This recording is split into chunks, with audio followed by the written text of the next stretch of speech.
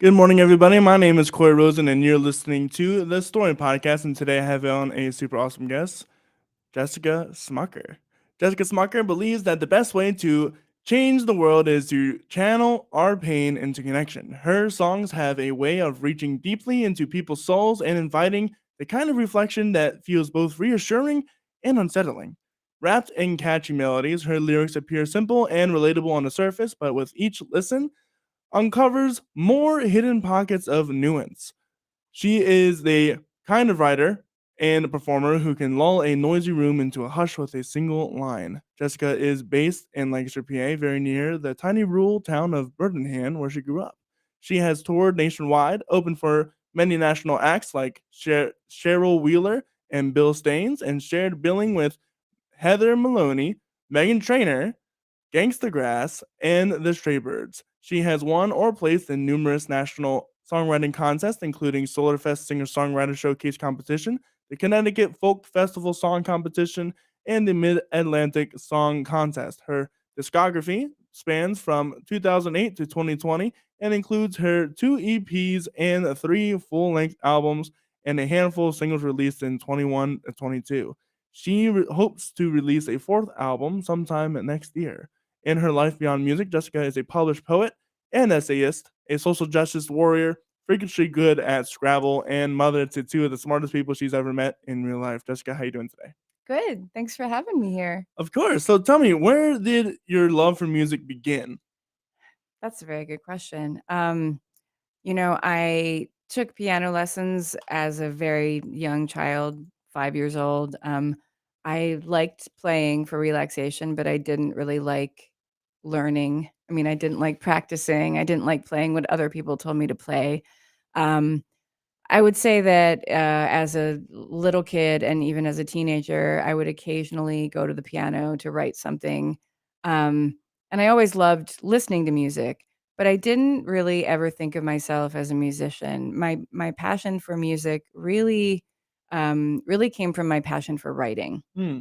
So I was always a writer from very very early on, and I wrote in a number of different genres. Through a lot of my 20s, I was writing and publishing poetry and nonfiction. And I would say that when I really turned to music and started thinking of that as my primary genre, my primary passion was when I was just finishing college and thinking about going to grad school, thinking about doing an MFA, and I realized that poetry just had me in my head too much, and I Hmm. wasn't writing very I was overthinking everything. I was really having trouble, keeping up with the level of output that I was supposed to be keeping up with, and kinda driving myself crazy with it, and so I noticed that I was turning to the piano more, just for relaxation, just for fun.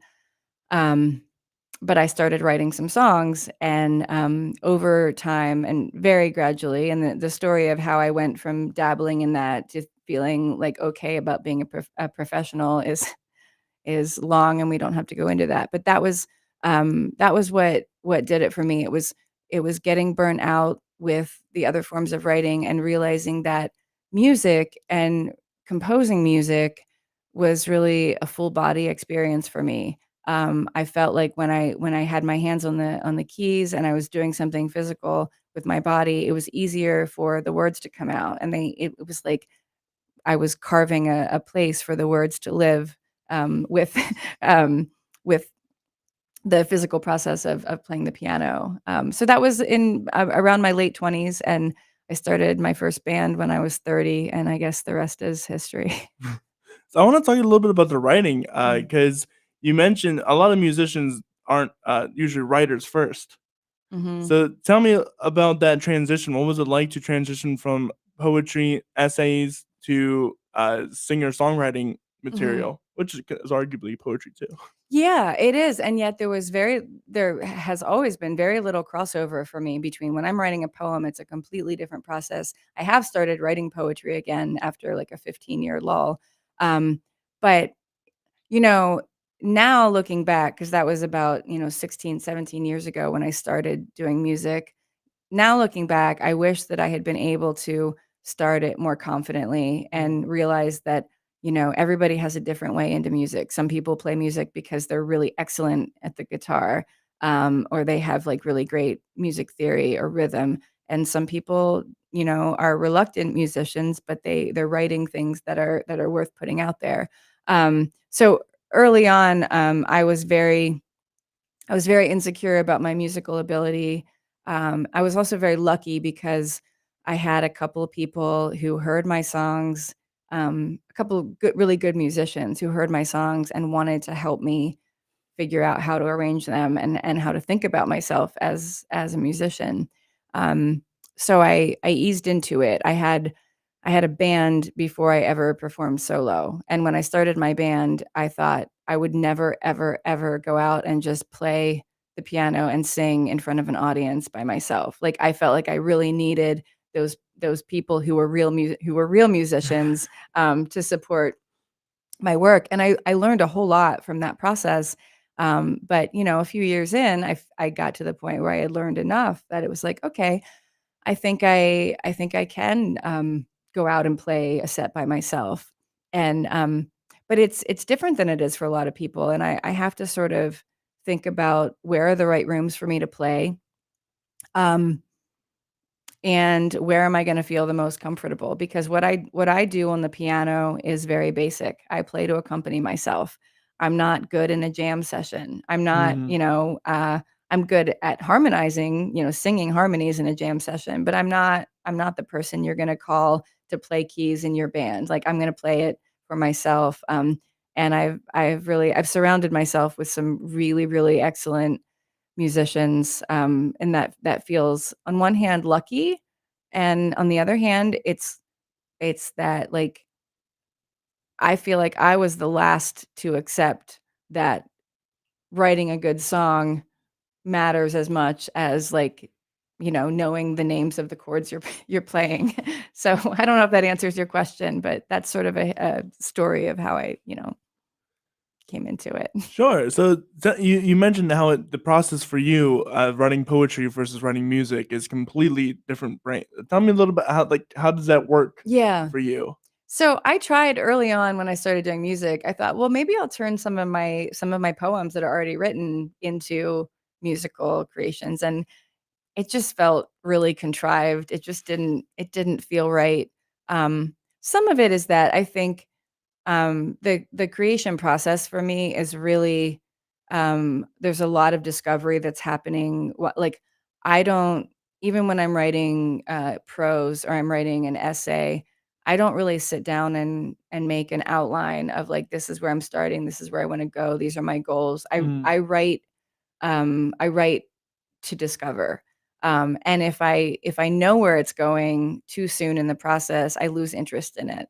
So So you through compose almost. yeah, Yeah. that's a good way of putting it. So I just feel like, because when I'm writing a song, it's not like I start out with words and put it to a melody. I do some starting out with a melody, and then, like, it's not just putting words in it, though. It's like using the melody to kind of like dig for the words. Mhm. Um, and so it just feels like those 2 things are really inseparable. When I'm writing a poem, it's hard to explain, but it's just, there's a whole different way that my brain is working, and, like, a different state of mind that I'm in.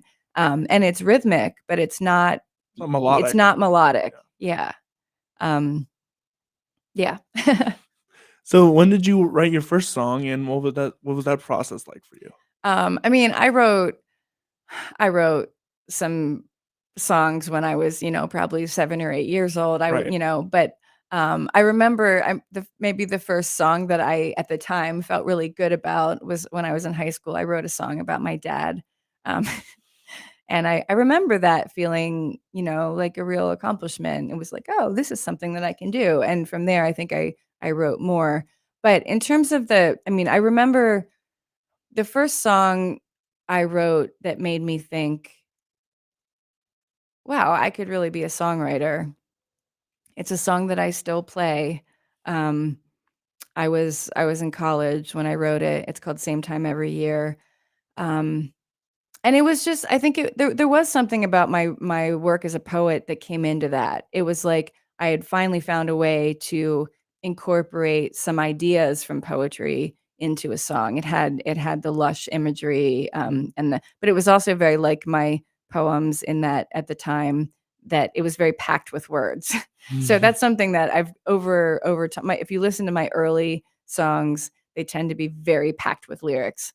Some of them don't even have choruses. Like it'll have a chorus, a melodic chorus, but it has different words every time because I felt like I had so much to say in a limited space. Um, but so now I've been a lot more sparse and direct with my lyrics lately, which is a fun evolution too. Yeah, so we have a few of your songs from as of late. Which one do you want to highlight first? Do you think we have "Dinosaur," "Stones to Throw," or "To See"? Yeah, let's do dinosaurs. Tell me about dinosaurs. So dinosaurs was my pandemic song, and I was home, with I had been working from home before the pandemic started, and my husband was also working from home. So there wasn't a whole lot that changed about our situation, except that our kids were home they All were the home time. all the time, right? And so we were just trying to navigate that. We felt very lucky. We felt like we had it better than a lot of people. But it was um, so I just remember having this moment around the summer of 2020 when it became clear that like this is not just a couple months, like this is a It's a long-term while. thing. And there was something about it that felt really it felt really apocalyptic to me. And I woke up one morning and I was like, I feel like the world already ended, but like we just don't know it yet. Mm. Um, and because I had little kids in the house who were into dinosaurs, it just got me thinking about dinosaurs. And I was thinking, we know a little bit about how the dinosaurs went extinct, but I don't think it's like, the meteor hit and they all died right away. I think it's very possible or likely that there were dinosaurs walking the earth for hundreds or thousands of years afterwards. Right, we still got birds and the crocodiles. Right, right, right. And so it was like, did those dinosaurs who were walking the earth, 100 years after the death shot was fired on their species, um, did they care that it was did they know? Did they care? Or are they just people that are living their lives and trying to make the not people, or Right, of course. are they just dinosaurs who are living their lives and, foraging for food and trying to make the best of it? And so that just felt like it applied. It felt like, Mm, um, this is a moment where I can be grateful for the time with my family. I can acknowledge that it's difficult. I can acknowledge that like there's something deeply sad about it, but also that there's a love story in there mm. somewhere. So that's where dinosaurs came from. Let's take a listen to "Dinosaurs" by Jessica Smucker.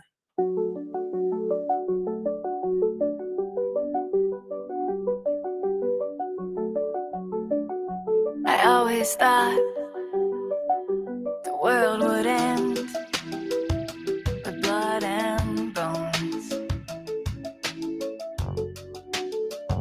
but here we are, hunkered down in our home sweet home.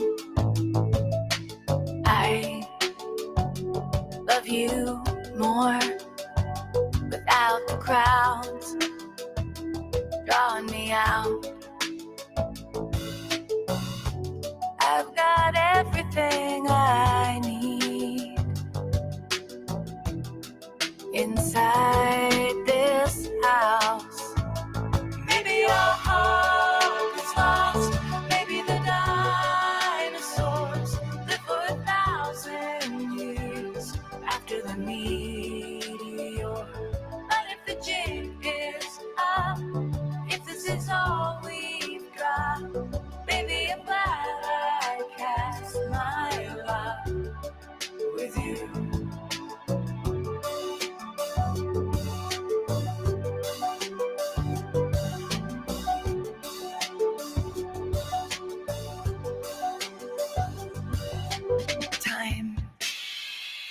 punches hard.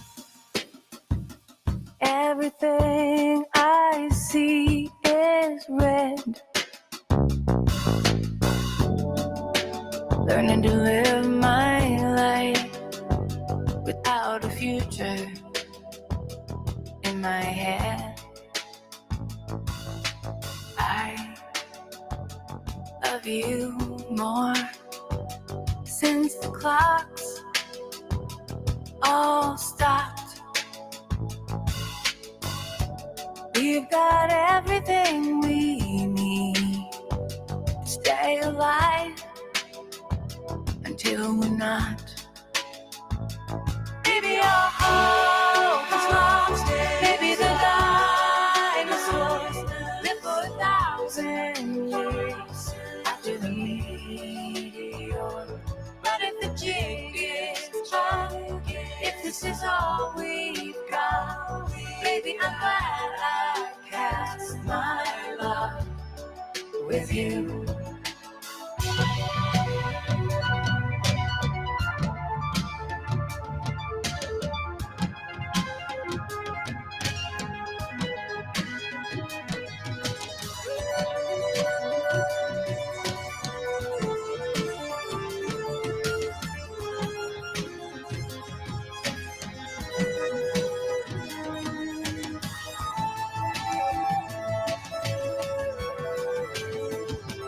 Maybe our hope is lost. Maybe the dinosaurs live for 1,000 years after the meteor. But if the jig is up, if this is all we've got, baby, I'm glad I cast my lot with you. Maybe our hope is lost. Maybe the dinosaurs live for 1,000 years after the meteor.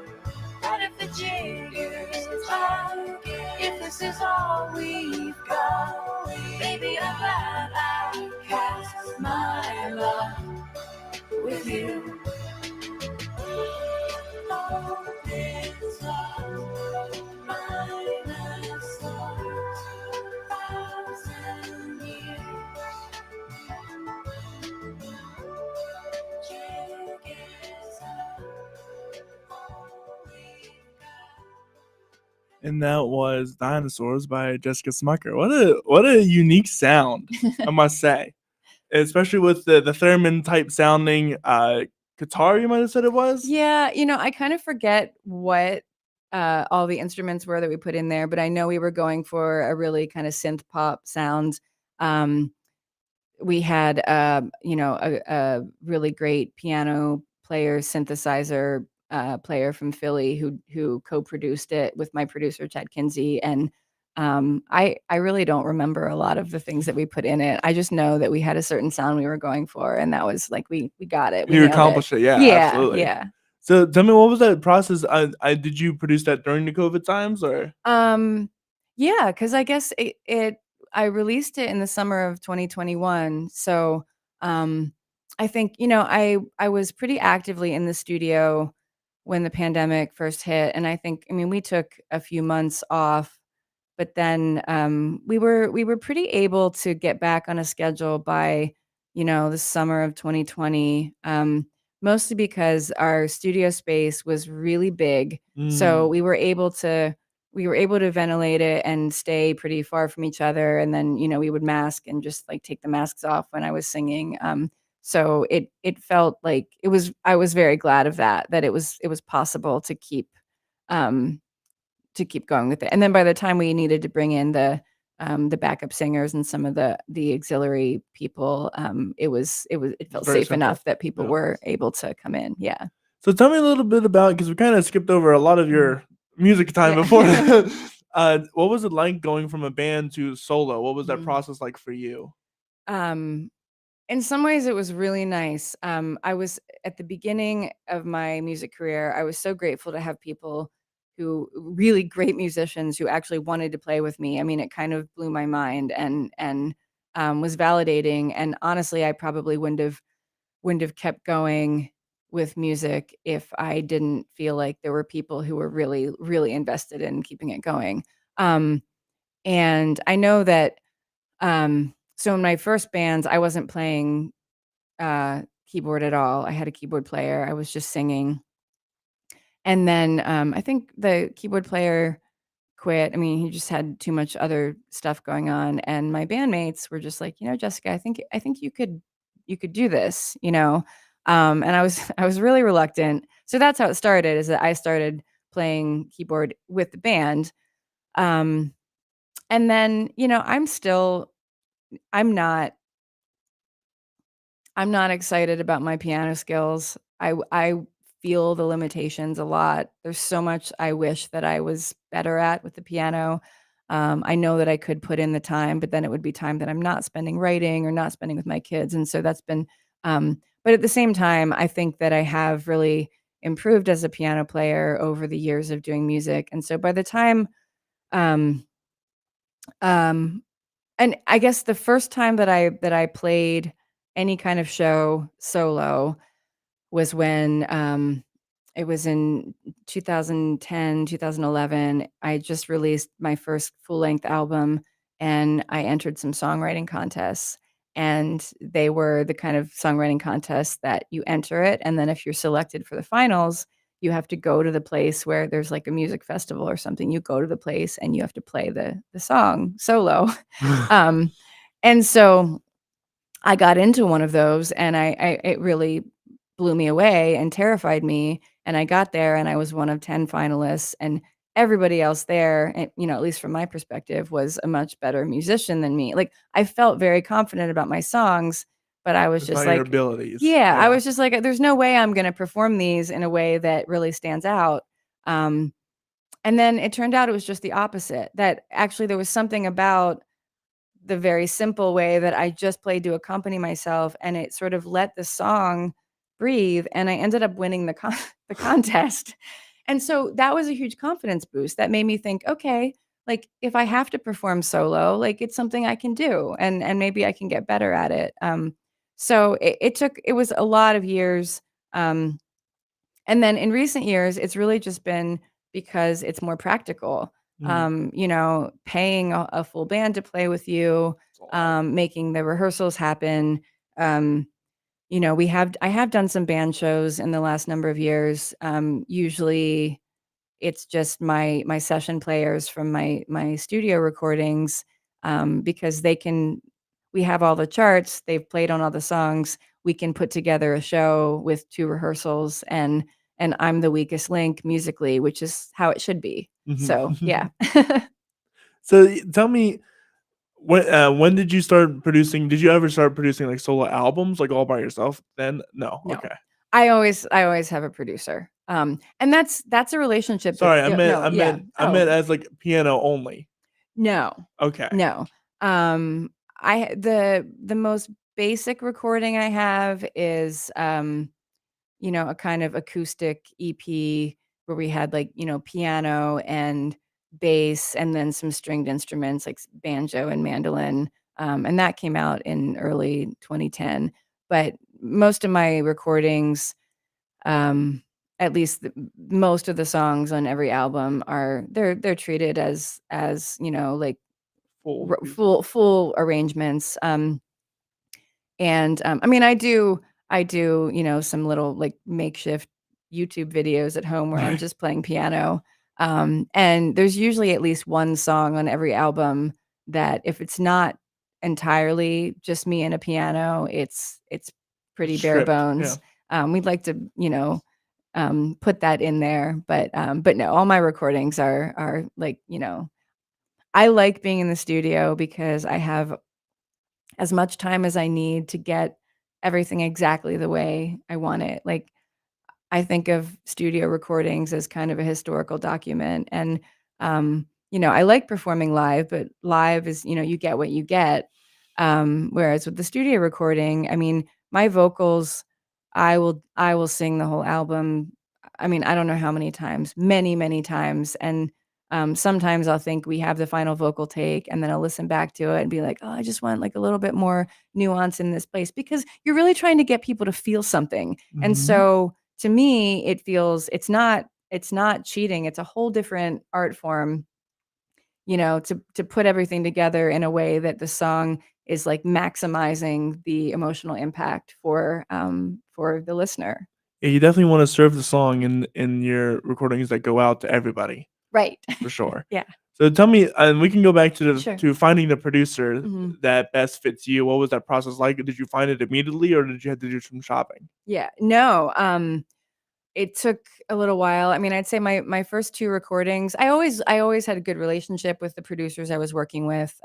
It's a really intense experience. I mean, you don't wanna be working with somebody that you're uncomfortable Of with. course. Um, but I would say, partly I didn't know how to communicate with a producer about. I mean, it takes a while to get to that point where, like, just knowing what you want, and so I was very deferential to what they were doing, and I would say that my early recordings, some of them are hard for me to listen to because I hear all the missed opportunities, I hear all the ways that I would have done things differently, but I would say when I got really serious about when I wanted to level up my studio recordings, it's funny because I had, a friend that I always went to because I knew he would be honest with me. Like, I Mm. considered him a musical snob.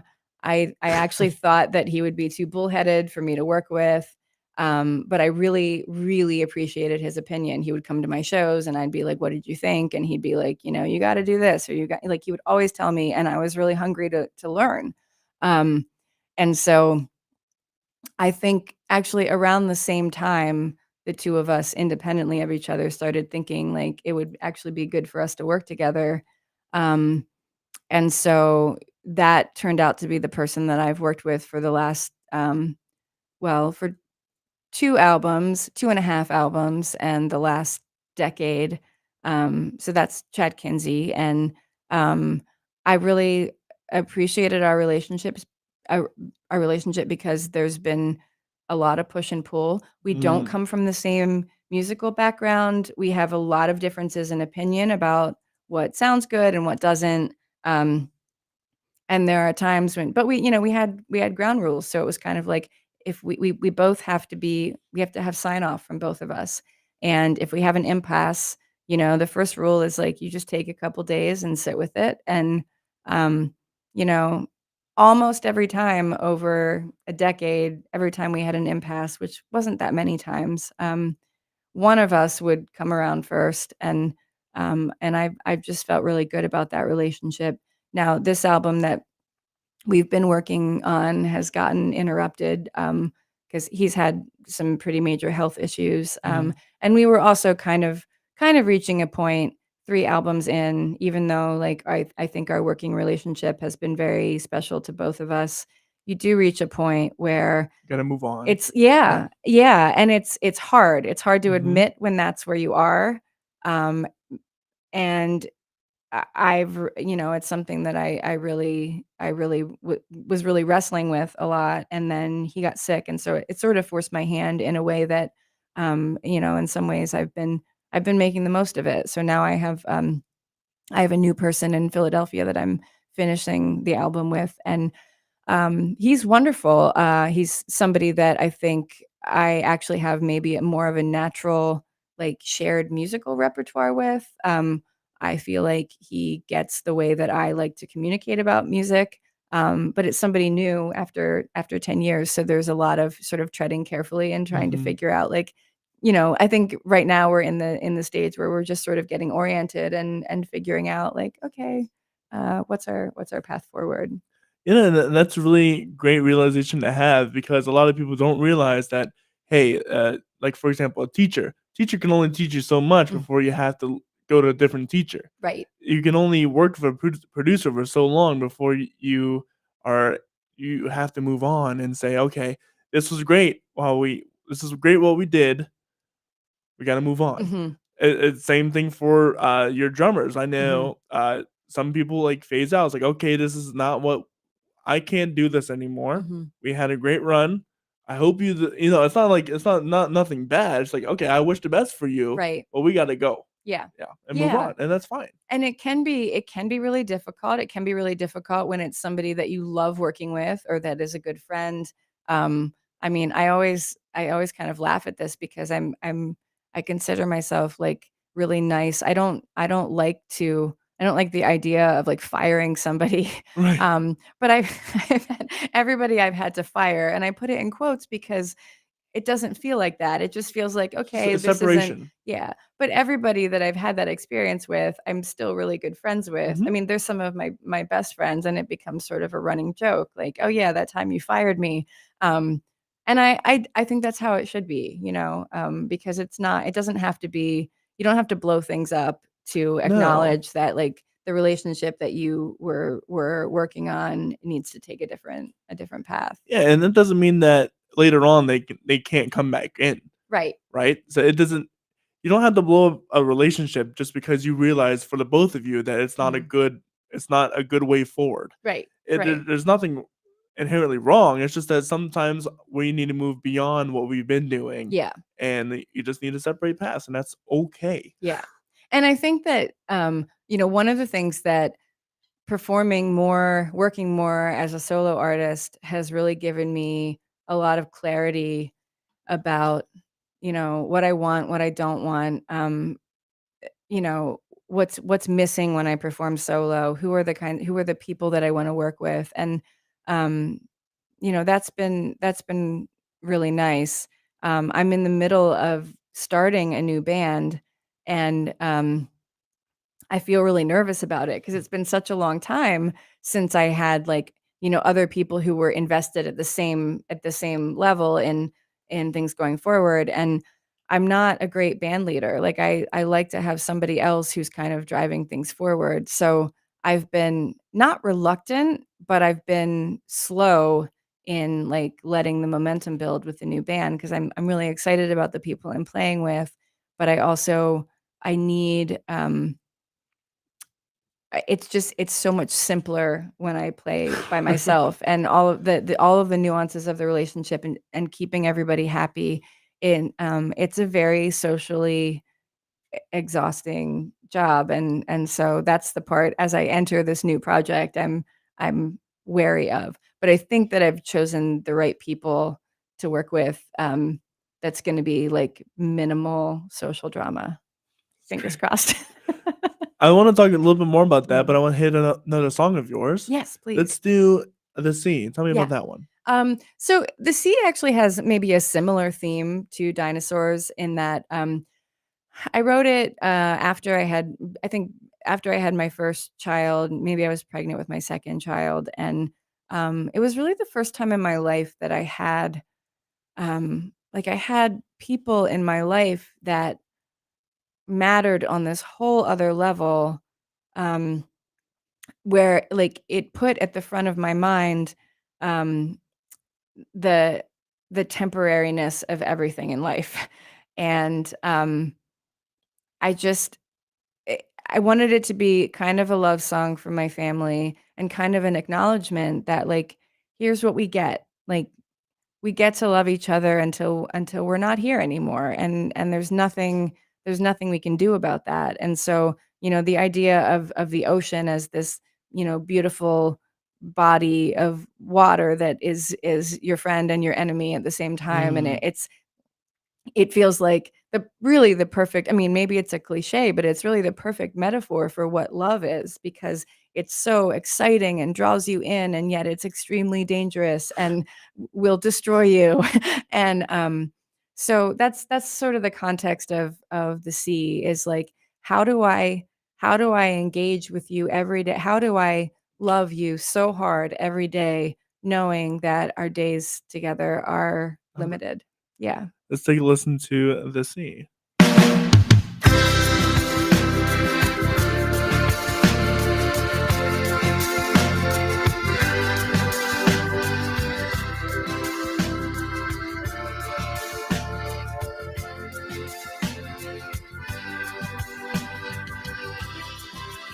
I have listened for God in the ear of a shell. I have wrestled the tides and argued against the groundswell. Walking with the deep blue, I don't want to lose you. This is me facing my fear.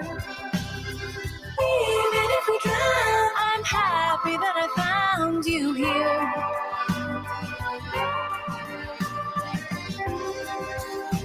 I'm yours today. Hold me while the sky is full. Tomorrow you will drift away. Sure as the moon shimmers and fades.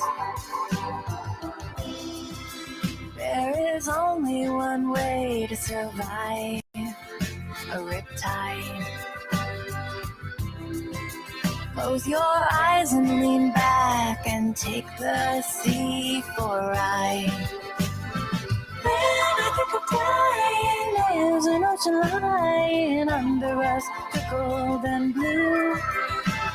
Spread out like a highway, baby, you go my way or I'm coming with you. I'm yours today. Hold me while the sky is full. Tomorrow you will drift away.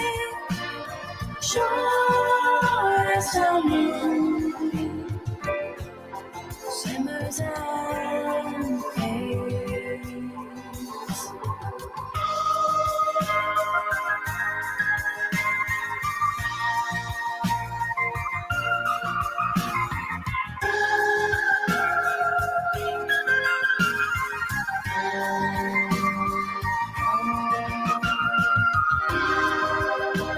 I'm yours today. Hold me while the sky is full. Tomorrow you will drift away. Sure as the moon shimmers and fades.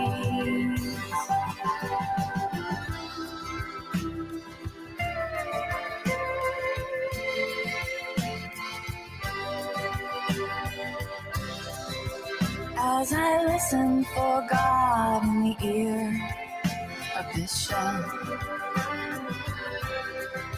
I don't know much, but I know that I've loved you well.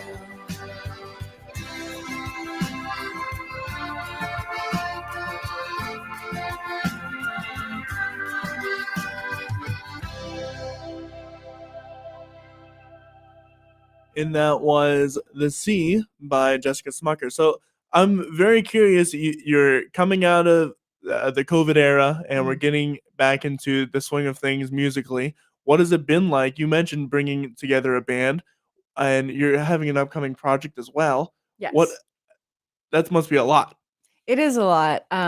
So for me, it wasn't just the pandemic for those couple of years. It was that I had little kids. Right. So, you know, when my kids are 6 and 8 now, when they were very little, I intended to be performing more, but I just found that it was too hard. It was too hard for me to feel like I could do a good quality performance. So for the last, I don't know, until last year, the previous 3 to 4 years, I was mostly, you know, I would do a show when asked, but I wasn't really actively out there trying to perform. And then the pandemic happened and it was, I mean, honestly, it was kind of a relief. I put out an album in the fall of 2020. And I sort of love that I didn't have to do any shows to support it because I didn't know if I'd be able to, like, I just, you know, but it was also, I would say, about a year and a half ago, I started feeling like, okay, my kids are old enough. Like, it feels like I can start breaking in again. And then, sort of unexpectedly, I found that trying to break back in at the same time as everybody else who was breaking back in after the pandemic, it was kind of great. Like, I didn't get a lot of questions about, like, well, where have you been? What have you been doing? You know, it was just kind of like, duh, everybody's Duh, yeah. So I have found it, the timing has been really, really great for me. So a couple things that I've been doing to try to reinvigorate my performance career. I mean, one is that I'm going to conferences like Folk Alliance, which is a really great way to connect with other artists and industry people. Where's that at? So I mean, there's like Folk Alliance International, which happens somewhere different every 3 years. It's in Kansas City right now. But then I go to the regional ones. So Northeast Regional Folk Alliance, NERFA, is in Asbury Park, New Jersey.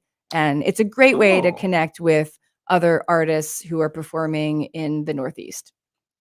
And I've been focusing more on, not that I don't want to talk to industry people. It's just that like I've done a lot of like, spending money, hiring people to do this and that for me. And and some of that has been really helpful and successful. And some of it has felt like, okay, I paid too much for that. But I really want to connect with other artists who are doing the same thing as me. Because we're the ones who can actually like really collaborate with each other, book shows together. So about a year ago, I started thinking about like how can I set up a situation where there's some reciprocity between me and the artist friends that I've met in other regions, people that I met 10 years ago, or new people that I encounter. And what I really wanted to do was start a series that, where I could bring friends from out of town or local artists and do, songwriters in the round where we're all on stage together at the same time. And we do a show where our songs are interacting with each other. And so I approached Zoetropolis about it because I really love that room, and I thought that it would be the right space for it. I had a few friends who were like, "Oh, are you sure you don't want to do it in like, more of a like a smaller room, or like in the basement at Telus or whatever?" And there were other good options, but I was like, "No, I want it to be on like this beautiful stage that has amazing sound, and I very comfortable seating. comfortable seating so that people can really like just sit back and enjoy an evening of like very intimate storytelling and music, and just have it be a different kind of concert than people I think around here are really used to seeing. And I was so grateful that Zoetropolis they were receptive to it right away. They're like, yeah, let's try it. And so we've done 3 shows so far. In September, we had Brad Yoder and Mirabelle Skipworth, who came from Pittsburgh. And then in December, we had Abby Gardner and Mark Douglas Berardo, who came from the Northeast. And in February, and you were at that show, we had Mike Ryan from Virginia and Andrew Pauls, who's local.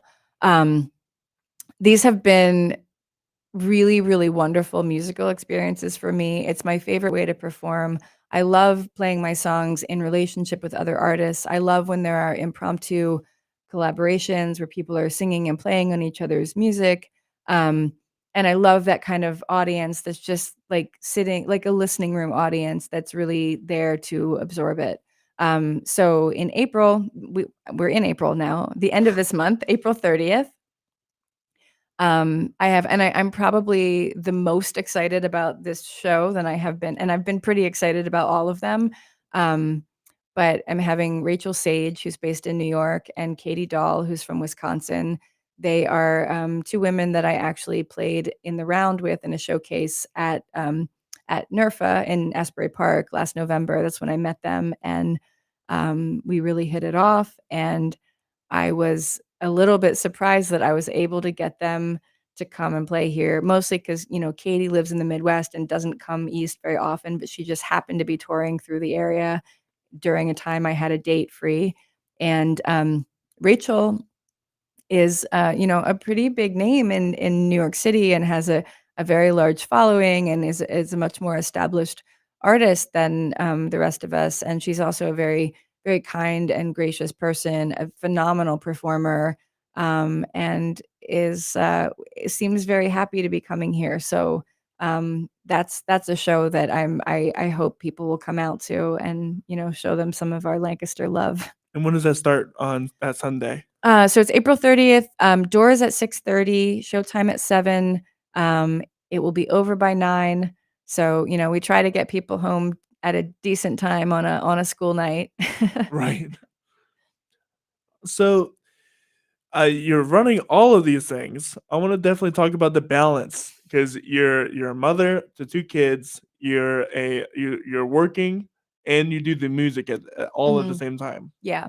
Well, I quit my day job Oh. a year ago, and that was great, except that now I don't have money to put into my music. I mean, I have support, but but I quit my day job because I was split. I was stretched too thin, and my family wasn't getting what they needed from me, and my creativity wasn't getting what and I just Demands. yeah, I had this moment where I'm middle-aged, I'm in my mid-40s, and like if I don't do this now, when am I going to do it?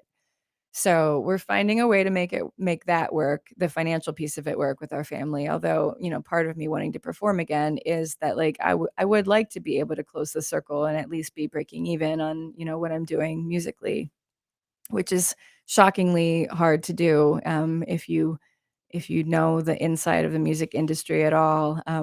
Just take my word for it that many of the people out there that you see looking very successful, they are, but also they're not making their living on it. They're successful in their music, not Mhm. successful in their wallet. Yeah. Some of them are. Some of them are, You yes. if you really the way to do that is you get lucky and you get like a TV placement or something like that. But Right. it's really hard. Or you're touring, like 300 days a year. Yeah, you're doing 200 shows, 300 Yep. shows, yeah. Yeah. So, it's been a challenge. I have, especially as I get back into traveling to do music again, because I was out and I played the Tucson Folk Festival last month and or earlier this month actually, and that was a week in Tucson. I'm going to be in Montana later this summer for a songwriting contest Ooh. finals. And it's money to get there, it's money to stay there. I'm lucky that both of those places I had family to stay with, but it's also time away from my kids, and they're very good about. I mean, they're used to it now, but it's hard. Um, and then trying to do it in a way that feels fair to everybody. Because my kids' needs, my partner working, a full-time job, supporting all of us, and my creative life. All of those things, like, they need what they need, and, it's not easy. No. So, and this kinda ties into the last song we're gonna play, Stones to Throw. Let's Yeah. talk about that. Yeah, so, I found that I've been writing a lot of songs about, like, the middle part of love. And, I noticed that a lot of the love songs that you hear, are, happy, loving songs about the early stages of love, very romantic songs, or these sort of, like, doomsday songs about the end of love.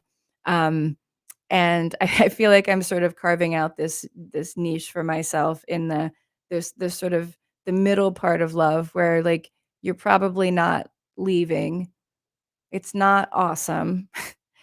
It's It just ha it it's just has a yeah. Yeah, it has its moments. It has its beautiful moments, and probably more of the moments are a grind, or they're lonely, or I need something from my partner that I can't ask for. Mm. Or I realize that my entire personality is unfair to my partner, or whatever it is. And so Stones to Throw is a song that I wrote in a moment where I was just really feeling that, like, and I was feeling some of the pressure of, like, it was probably around the time that I was getting ready to quit my job that I wrote this song, because it was like I was saying goodbye to something I really loved, because I did really love the job. And I felt so much ambiguity about the future, but I knew that what I really wanted was to just like sit outside under the moon with my partner, who at the moment didn't really want to have that much to do with me. So, everybody who's been in a marriage or a long-term relationship understands like that these moments exist, and they can be very painful. And they're just painful in moments. Like it doesn't have It's to not be the this. It's picture. not a Yeah. defining moment. It's just a moment. Yeah. So this is Stones to Throw by Jessica Smucker.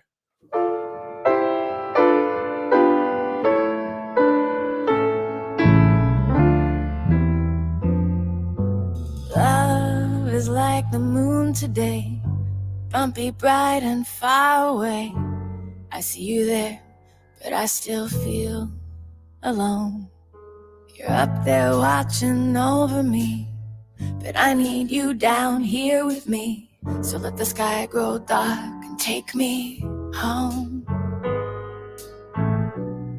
When you turn away, I feel the blow. Is there a piece of me that you don't wanna know? I can't decide which stones to throw, when to fight and when it's time to let it go.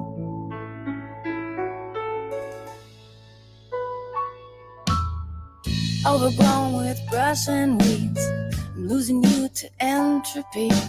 Dishes piled high and I can't find your eyes. If you wait until the house is clean to hold my hands and look at me, then we might just as well let our love die.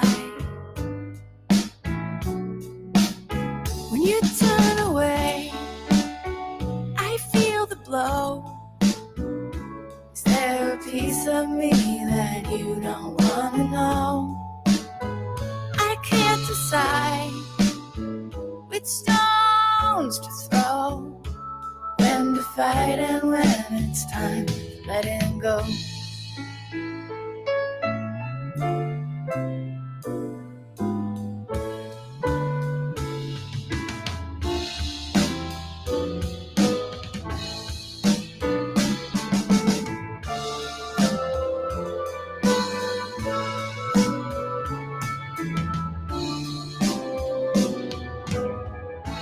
Time heals every hurt, they say, but there's no time for us today. We've got kids to mind, bills to pay. I'm gonna sing the kids a lullaby, pour myself a glass of wine, and wait for you to meet me in the moonshine. Don't turn away, I need you to know there's a piece of me that I'm afraid to show. My hands are tied, no stones to throw. Am I fighting you? Am I letting go?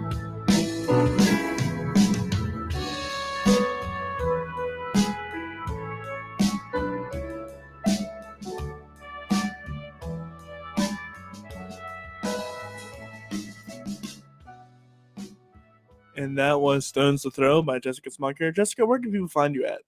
JessicaSmucker.com.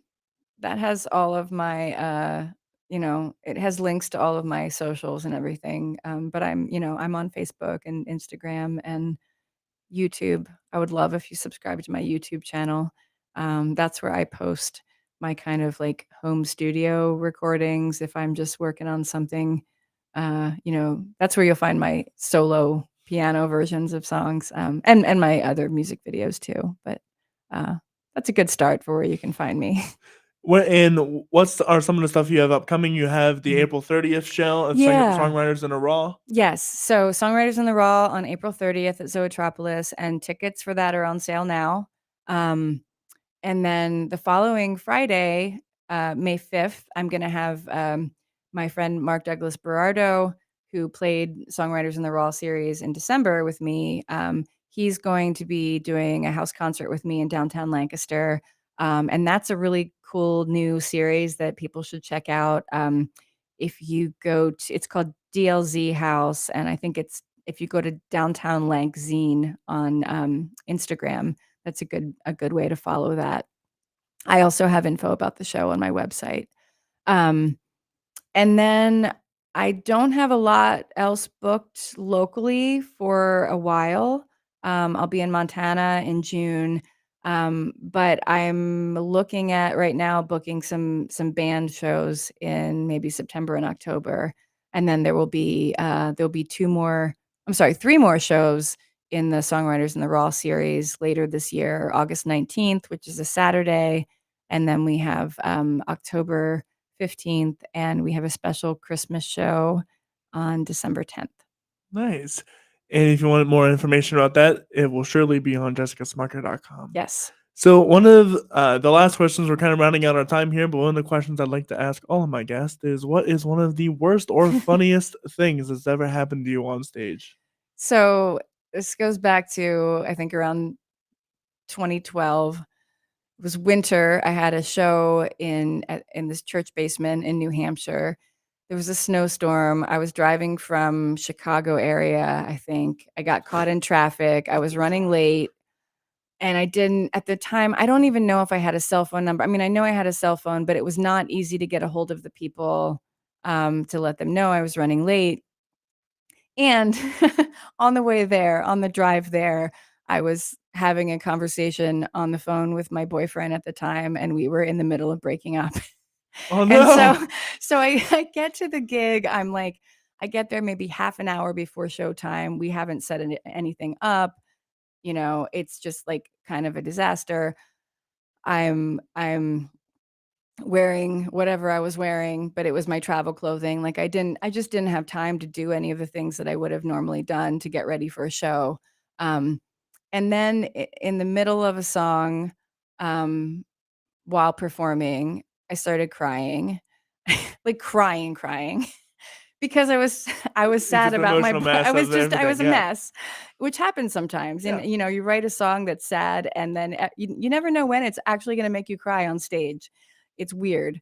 And then after the after the show, this woman came up to talk to me, and she waited in line behind somebody else, and I was like, "Oh, this woman's very interested in talking." I mean, you know, I had a good sense of like, "Oh, what's she gonna say to me?" And and what she said to me was, "You know, you're much more sophisticated than the clothes you wear."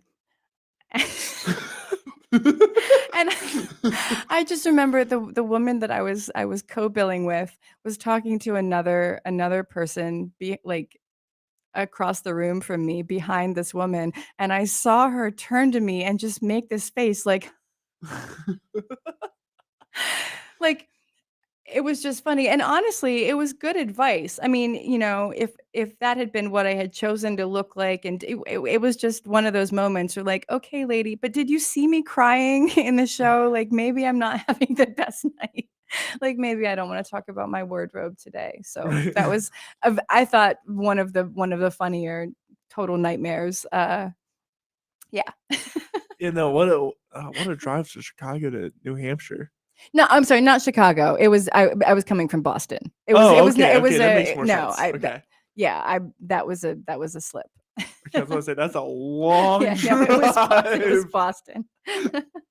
Well, if you want to find out more about Jessica Smucker, please go over to jessicasmucker.com. If you want to know about more about me, what I do, that my name is Corey Rosen. I run the Story Podcast, and you can find all about me and the stuff we do at CoreyRosenProductions.com. That's CORYROSEN Productions.com. We have a number of things coming up, including a few shows. This Friday, we're having Javier from the Heads or Tails Experience. That is a great funk man out of the area that I'm really excited to talk to. Very eccentric people.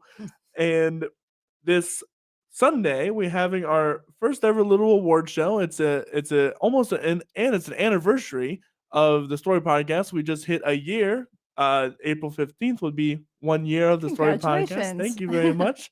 And we're kind of celebrating that, and we're celebrating all the artists that have come on the show by giving them little awards that show that, you know, every artist needs their accolades, right? to help establish them more and get them more gravitas, I would say. And so that's what we're gonna do. We're gonna be holding a little shindig where a lot of the artists from the past year are going to be performing. They're gonna be showcasing their new music, and we're gonna be having a 1 hour jam session at the end. There will be food, drinks, etc. all there. So be sure to come out. That starts at 4 o'clock this Sunday over at the Switchboard Studios, which is the art space above Columbia Kettleworks in Columbia. So I would love to see you there. This Monday, we're having Joe Castro, a rockabilly, old rockabilly. Not he's not old, but it's a style of rockabilly band, and I'm really excited to talk to him about the way he's doing rockabilly nowadays. And then next Thursday, we're having LBC's own Matt Wheeler come on the show, and I'm really excited to talk about him and his music career. Otherwise, other apart from that, we are starting our songwriter studio where we're grabbing 3 or 4 other artists in the area, and we're locking them down and making them write a song within an hour, ready to uh, the goal is to have a song ready to go to a studio to produce and release within an hour. And so that's going to be a really cool show. There's a lot of people signed up for that, and I would love to have you guys on if you are a singer songwriter or a instrumentalist as well. Otherwise, we're ramping up our single reviews and our album reviews, where we gather singles and albums from the artists in the area, and we grab another artists from the area. We sit down, review them, talk about them, what we like, what we don't like, just a little bit of constructive criticism. And it's a great way for new artists to get some feedback on the music and to get some exposure as well. If you want to sign up for that or submit your music, you can do that at coreyrosenproductions.com. With all that said, I hope you guys have a wonderful rest of your day, and we will see you guys later. Bye. Bye.